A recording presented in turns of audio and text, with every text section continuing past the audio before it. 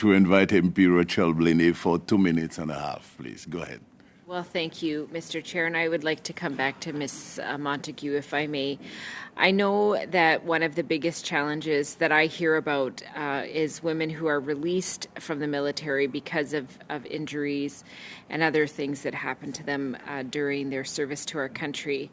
And we also know that, of course, I really appreciate when you talked about if you don't measure it, it's hard to know what's going on. And a lot of women, all women, are measured through a lens of a male body. And we know that often one of the impacts is they're released and they are not recognized as having service-related injuries because that model isn't clearly there. So I'm just wondering if you could speak to what ways that we need to see change happen to make sure the systems are not gender blind or not blind to all equity-seeking groups.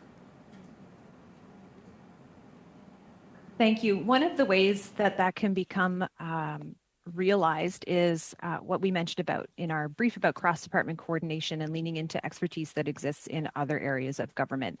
National Defence and the Canadian Armed Forces are beginning to do work on some of the upstream impacts that are occurring in terms of, I'll use the example of the impact of some service aspects on women's health and women's health outcomes.